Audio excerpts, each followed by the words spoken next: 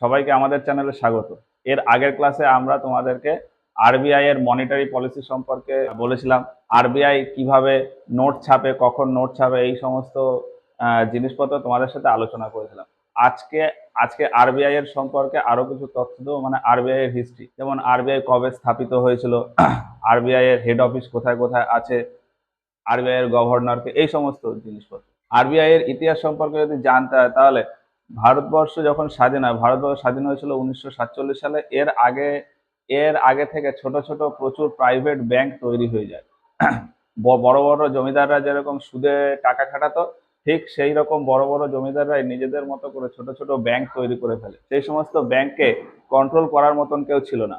তো এই সমস্ত ব্যাংক নিজেদের মন মর্জি মতো মানুষজনকে টাকা ধার দিচ্ছিল, তাদেরকে নিজেদের মতন করে নিজেদের ইচ্ছা মতো সুদে তাদের কাছ থেকে টাকা ফেরত নিত। তো এই সমস্ত বিভিন্ন কারণে আরবিআই এর গঠন করা হয়, যে এমন একটা ব্যাংক তৈরি করা হয় যে ব্যাংকটা ওই যত ব্যাংক আছে সমস্ত ব্যাংককে কন্ট্রোল করবে। আরবিআই তৈরি করার কথা প্রথম ওঠে হচ্ছে 1934 সালে। আরবিআই তৈরি করার কথা প্রথম ওঠে 1934 সালে। একটা কমিটি গঠন হয়েছিল, যে কমিটিটার নাম হচ্ছে হিলটন কমিটি। হিলটন কমিটি প্রথম 1934 সালে আরবিআই গঠন করার কথা বলে। আর 1935 সালে ফার্স্ট আরবিআই গঠন করা হয়।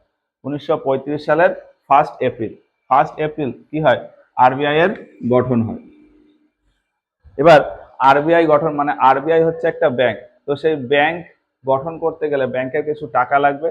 তো ব্যাংকের আরবিআই যখন প্রথম গঠন হয় তখন 5 কোটি টাকা দিয়ে 5 কোটি টাকা দিয়ে আরবিআই এর গঠন হয়। মানে এবার এই 5 কোটি টাকাটা কারোর একজনের না, এটা একটা শেয়ার।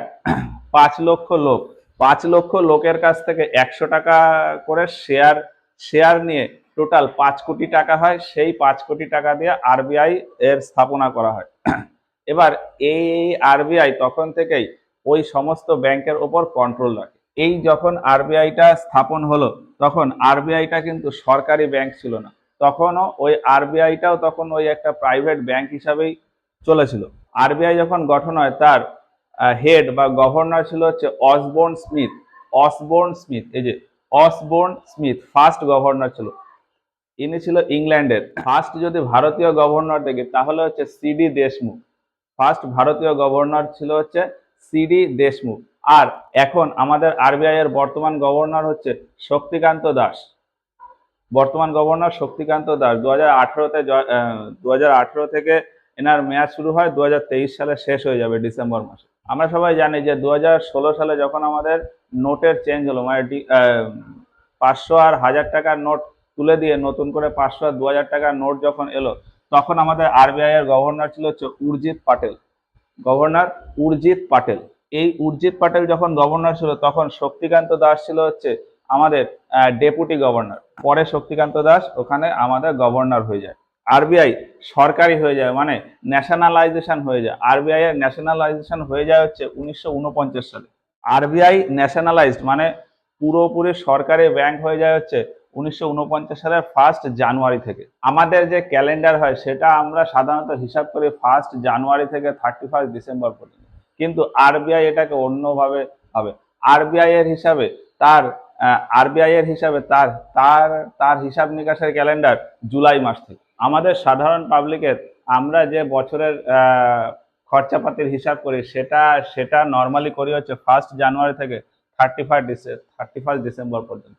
কিন্তু আমাদের যে ফাইন্যান্স মিনিস্ট্রি মানে অর্থ মন্ত্রণালয় আছে, তারা আবার ফাইন্যান্সিয়াল ইয়ারটাকে অন্যভাবে দেখে। তারা দেখে কি হবে, তারা দেখে হচ্ছে 1 এপ্রিল থেকে 31 মার্চ পর্যন্ত। এই যে আমাদের ইনকাম ট্যাক্স ফাইল করতে হয়, এই ইনকাম ট্যাক্স ফাইল করার জন্য যে বছরের হিসাবটা হয় সেটা হচ্ছে এই 1 এপ্রিল থেকে 31 মার্চ পর্যন্ত। কিন্তু আরবিআই আবার এই ফাইন্যান্সিয়াল ইয়ারটাকে অন্যভাবে দেখে। সেটা হচ্ছে 1 জুলাই থেকে 30 জুন, মানে 1 জুলাই থেকে 30 জুন পর্যন্ত। এই হিসাবেই আরবিআই জিএসটির ক্যালকুলেশন করে। তাহলে আরবিআই জিএসটি ক্যালকুলেশন করে কোন হিসাবে, জুলাই মাস থেকে জুন মাস পর্যন্ত। এই 3 ভাবে আমাদের কি হয়, যে আমাদের 3 রকমের ফাইন্যান্সিয়াল ইয়ার কাউন্ট হয়। এবার আরবিআই, আরবিআই এর হেড অফিস কোথায়? আরবিআই এর হেড অফিস হচ্ছে বোম্বেতে, কিন্তু এর আরো 4টে অফিস আছে। আর আরবিআই এর মেইন অফিস মুম্বাই। ভারতের চারদিকে আরবিআই এর 4টে মেইন অফিস আছে। একদম বাঁদিকে, বাঁদিকে হচ্ছে বোম্বাইতে, একদম ডান দিকে হচ্ছে কলকাতাতে, উত্তরে দিল্লিতে, আর দক্ষিণে হচ্ছে চেন্নাইতে। আরবিআই এর হেড অফিস কোথায়? মুম্বাই। আর 4টে ব্রাঞ্চ অফিস আছে, 4টে ব্রাঞ্চ অফিস ভারতের চারদিকে, মুম্বাই, কলকাতা, চেন্নাই, দিল্লি। তাহলে এই টোটাল হচ্ছে 5টা অফিস। মুম্বাইতে একটা মেইন অফিস আর একটা হচ্ছে ব্রাঞ্চ অফিস। আর এই আরবিআই এর বিদেশে একটা ব্রাঞ্চ আছে, সেটা হচ্ছে লন্ডনে। লন্ডনে আমাদের আরবিআই এর একটা ব্রাঞ্চ আছে। আরবিআই এর বিদেশে ব্রাঞ্চ হচ্ছে লন্ডনে। আরবিআই তে মেইন গভর্নর থাকে হচ্ছে একজন। আরবিআই তে মেইন গভর্নর একজন, আর মেইন গভর্নরের আন্ডারে ডেপুটি গভর্নর থাকে 4জন। আরবিআই এর মেইন গভর্নর একজন আর তার আন্ডারে ডেপুটি গভর্নর হচ্ছে 4জন। আরবিআই এর যে কন্ট্রোলিং বডি, সেই কন্ট্রোলিং বডিতে কতজন লোক থাকে? মানে আরবিআই এই পুরো পুরো ভারতে আরবিআই যে পুরো ব্যাংককে কন্ট্রোল করবে বা অন্যান্য যে সমস্ত কাজ, সেই সমস্ত কাজের জন্য ডিসিশন নেওয়ার জন্য যে বোর্ড মিটিং হবে, সেই বোর্ড মিটিং এ কারা কারা থাকবে? তো তাহলে আরবিআই এর কন্ট্রোলিং বডিতে কারা কারা থাকে? আরবিআই এর কন্ট্রোলিং বডিতে থাকে হচ্ছে টোটাল 21 জন। সেই 21 জন কারা? থাকে হচ্ছে আরবিআই এর গভর্নর একজন, আরবিআই এর গভর্নর একজন, আরবিআই এর ডেপুটি গভর্নর 4জন। আর এই যে 4টে যে ব্রাঞ্চ অফিস আছে, সেই এই 4টে, এই যে 4টে ব্রাঞ্চ অফিস আছে, এই 4টে ব্রাঞ্চ অফিসে 4জন গভর্নর। তাহলে একজন মেইন গভর্নর, 4জন ডেপুটি গভর্নর, আর এখানে 4টে ব্রাঞ্চ গভর্নর। তাহলে টোটাল হলো 9জন। আর ফাইন্যান্স মিনিস্ট্রি থেকে, মানে অর্থ মন্ত্রণালয় থেকে হচ্ছে 2জন, অর্থ মন্ত্রণালয় থেকে 2জন, আর 10জন হচ্ছে অর্থবিদ, 10জন হচ্ছে অর্থশাস্ত্রবিদ বা ইকোনমিস্ট। ইকোনমিক্সে যারা খুব পারদর্শী, সেই রকম 10জন থাকে। তাহলে টোটাল আমাদের থাকে হচ্ছে 1 আর 4 5, 5 আর 4 9 আর 2 11 আর 10 21 জন, টোটাল 21 জন। তাহলে আরবিআই এর কন্ট্রোলিং বডিতে এই 21 জন থাকে। এবারে তাহলে এই হচ্ছে আরবিআই। এবারে আরবিআই এর অ্যাকচুয়ালি কাজ কি কি? আরবিআই এর অ্যাকচুয়ালি কাজ হচ্ছে যে ভারতের অর্থনীতির অবস্থা কেমন সেটা বিশ্বের বাজারে বলা, মানে ভারতের বিশ্বের বাজারের সাপেক্ষে ভারতের অর্থনীতি, এটাকে ঠিক রাখা, আর ভারতের অর্থনীতি কেমন আছে সেটা বিশ্বের সামনে তুলে ধরা, এটা হচ্ছে আরবিআই এর কাজ।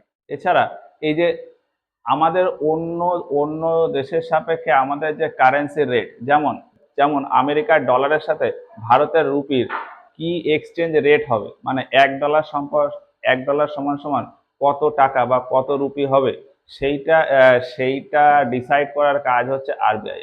তো এই যে একটা মুদ্রার সাপেক্ষে আর একটা মুদ্রার ভ্যালু কত হবে, সেটাকে বলা হয় হচ্ছে NER, normal effective exchange rate.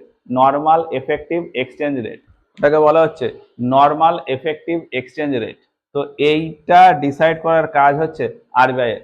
যেমন আমেরিকার $1 সাথে বর্তমানে এফেক্টিভ রেঞ্জ হচ্ছে, $1 মানে হলো 79 টাকা। এবার এই ভ্যালুটা কন্টিনিউয়াসলি চেঞ্জ হতে থাকে। তারপর এই আরবিআই কি? আরবিআই হচ্ছে ব্যাংকের উপরে থাকে, মানে সমস্ত ভারতে যত ব্যাংক আছে সমস্ত ব্যাংককে কন্ট্রোল করে হচ্ছে আরবিআই। তাহলে ওই জন্য আরবিআই কে বলা হয় ব্যাংকেরও ব্যাংক। আরবিআই কে বলা হয় ব্যাংকেরও ব্যাংক। তারপর সরকারের যে ব্যাংক থাকে, মানে সরকারের যে টাকা, সেটাও থাকে কোথায়? আরবিআই তে। সরকারের যত টাকা সেটা আরবিআই তে থাকে। তারপর এর আর একটা কাজ হচ্ছে যে নোট ছাপানো। আরবিআই এর কাজ নোট ছাপানো, কত নোট ছাপতে হবে, কিসের নোট ছাপতে হবে, এই এই সমস্ত জিনিস কন্ট্রোল করার কাজ কার? আর আরেকটা কাজ আছে, সেটা হচ্ছে আমাদের ক্রেডিট কন্ট্রোল করা। ক্রেডিট কন্ট্রোল করা মানে হলো ওই মনিটারি পলিসি কন্ট্রোল করা, আর হচ্ছে ওপেন মার্কেট পলিসি কন্ট্রোল করা। ওপেন মার্কেট পলিসি কি আর মনিটারি পলিসি কি, এটা আমরা আগে ভিডিওতে আলোচনা করেছিলাম, তো তোমরা ওখান থেকে একটুখানি দেখতে পারো। ক্রেডিট কন্ট্রোল করা বলতে বোঝায় অ্যাকচুয়ালি আমাদের লোনকে কন্ট্রোল করা। লোনকে কন্ট্রোল করলে আমাদের ওই মনিটারি পলিসিটা কন্ট্রোল হয়ে যায়। তো এই হচ্ছে আমাদের আরবিআই সম্পর্কে কিছু তথ্য। এর পরে আছে হচ্ছে আমাদের ব্যাংক রিলেটেড কিছু তথ্য। তো ব্যাংক রিলেটেড যে সমস্ত তথ্য আছে সেগুলো আমরা তোমাদেরকে পরের ক্লাসে বলবো। তো আজকের মতো ক্লাসটা এই পর্যন্তই। ক্লাসটা যদি তোমাদের ভালো লাগে তাহলে অবশ্যই ভিডিওটাতে একটা লাইক করো, আর তোমাদের মতামত আমাদেরকে কমেন্ট বক্সে জানিও। তো সবাই ভালো থেকো, সুস্থ থাকো, আর আমাদের পরবর্তী ক্লাসের জন্য অপেক্ষা করো। ধন্যবাদ।